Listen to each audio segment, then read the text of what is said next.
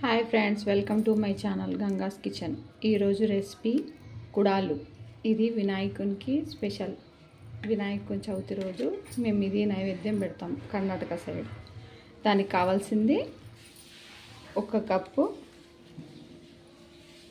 ఇట్లా half cup తీసుకున్నానండి. ఇది కందిపప్పు అండి. ఇది శనగపప్పుతో కూడా చేసుకోవచ్చు, కానీ శనగపప్పు అయితే కొంచెం పిల్లలకు కడుపు నొప్పి లేస్తుంది, అందుకనే నేను కందిపప్పే తీసుకుంటాను. ఇది హాఫ్ కప్పు తీసుకున్నాను. దీన్ని బాగా కడిగి స్టవ్ మీద ఉడికించుకోవాలి. ఇలా 2 సార్లు కడుక్కొని 1 గ్లాస్ వాటర్ వేసి స్టవ్ మీద పెట్టాలి. ఇది మొత్తం పప్పులాగా మెత్తం ఉడకద్దు, కాస్త కొంచెం మామూలుగా ఉడికితే చాలు. దాన్ని మనము బెల్లం వేసుకొని గ్రైండ్ చేసుకోవాలి.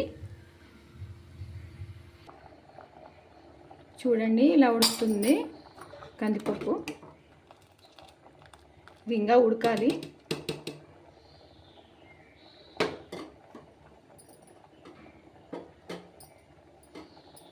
ఇదిగోండి, ఇలా అంటే ఇంకా ఉడకలేదు చూడండి.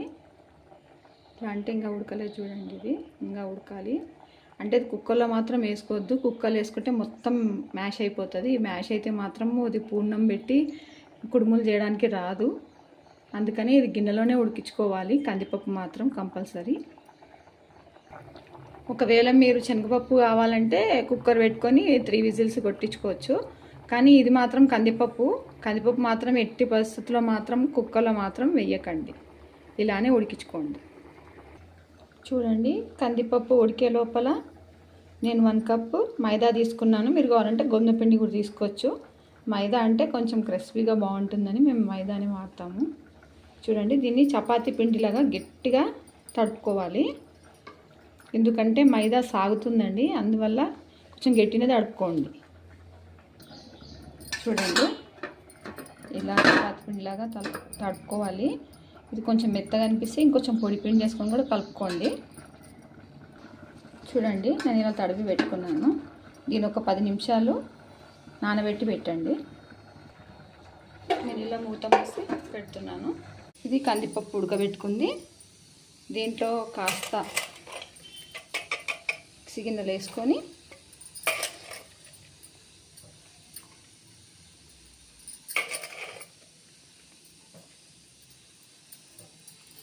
దీంట్లో ఇంత బెల్లం తీసుకోండి.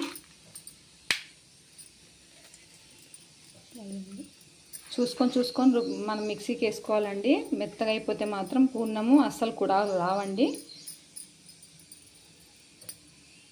దీన్ని మిక్సీ చేసుకుందాం, గ్రైండ్ చేసుకుందాము. చూడండి, ఇలా గ్రైండ్ చేసుకోవడమే. చూడండి, ఇలా మొత్తం పేస్ట్ లాగా గ్రైండ్ చేసుకోవాలి. సేమ్ పూర్ణం లాగా అండి. ఇది భక్షాలు అవి చేస్తారు కదా, దానిలాగానే ఇది కూడా సేమ్.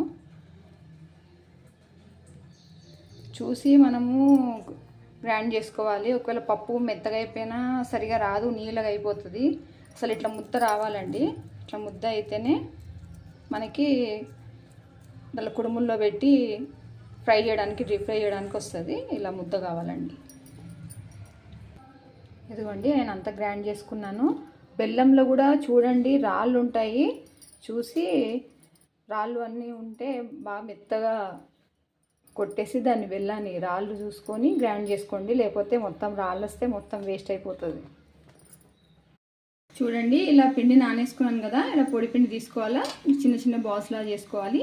దీన్ని పూరిలాగా మనము వెలించుకోవాలి. ఇట్లా రవ్వలో మొత్తము మ్యాష్ అది మొత్తం బయటకు వచ్చేస్తుంది పూర్ణము.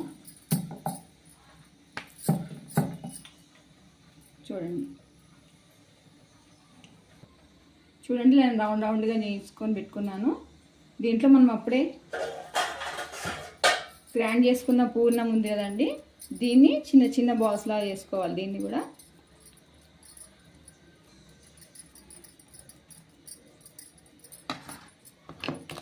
ఇలా చేతితో ఇది తీసుకొని దీంట్లో పూర్ణం పెట్టుకోవాలి.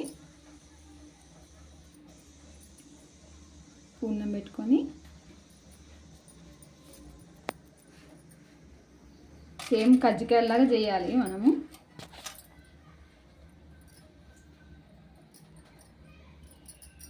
ఇలాగా మనం కావాలంటే దాంట్లో కూడా ప్రెస్సర్ ఉంటుందండి, దాంట్లో చేసుకోవచ్చు. కావాలంటే ఇగో ఇలా ఫోల్డింగ్ చేసుకోవాలి. పిండిని కొంచెం వాటర్ అద్దుకోవాలి. అద్దుకొని దీనికి ఇట్లా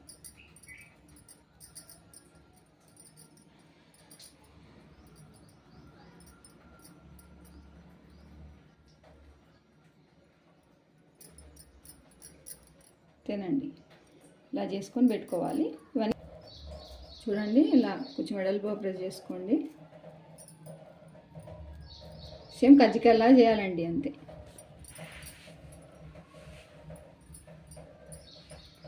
ఈ భాగం రెండు సమానం తీసుకోవాలి. ఇట్లా కాస్త నీళ్ళు అంటించుకొని ఇట్లా ప్రెస్ చేసుకోవాలి.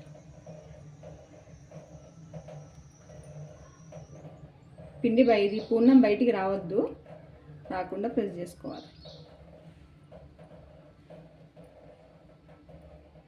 ప్రెస్ చేసుకుంటూ ఇట్లా ఫోల్డ్ చేసుకోవాలి.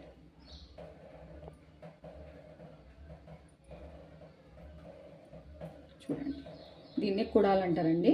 ఇది కావాలంటే బియ్యం పిండితో కూడా చేస్తారండి. మేము ఇది మైదా పిండితో చేస్తున్నాము. ఇది ఆవిరి కుడుములు అంటారు కదండి, ఇట్లా ఆవిరి పడతారనమాట బియ్యం పిండితోటి. ఇదైతే మేము మైదా పిండితో చేస్తాము. కావాలంటే గోధుమ పిండితో కూడా చేసుకోవచ్చు. చాలా మంచిదండి హెల్త్కి ఇది. ఏమంటే బియ్యము మైదా పిండి కాకుండా గోధుమ పిండి తీసుకుంటే పప్పు బెల్లం మంచిదండి. పిల్లలైతే చాలా ఇష్టంగా తింటారు. డీప్ ఫ్రై తగినంత ఆయిల్ పోసుకోవాలండి. ఆయిల్ వేడెక్కాక దీన్ని డీప్ ఫ్రై చేసుకోవాలి. నిదానంగా వేసుకోవాలి.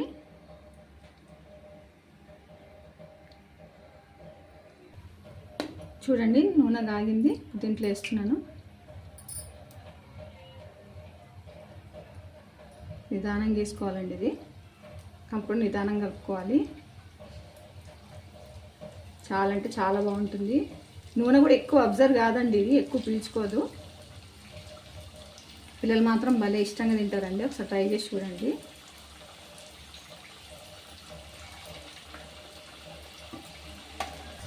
చూడండి మళ్ళీ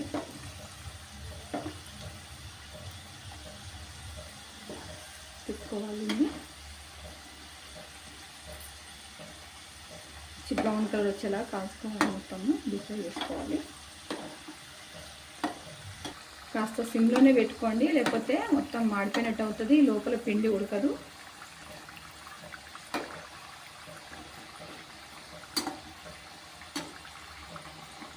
చూడండి, ఇలా కాల్చుకోండి, బాగా నింపుకోండి నూనెలో.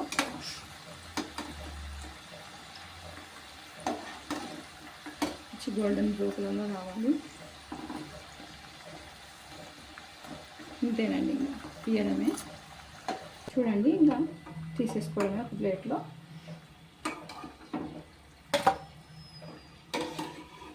పిల్లలు మాత్రం భలే ఇష్టంగా తింటారండి.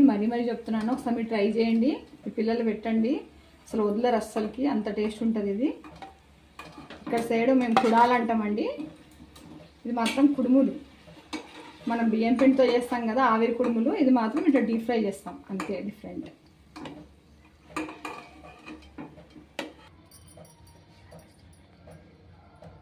ఇంతేనండి కుడాలు. ఇది చాలా టేస్ట్ ఉంటుంది, ఒకసారి ట్రై చేయండి. Please like, share, subscribe.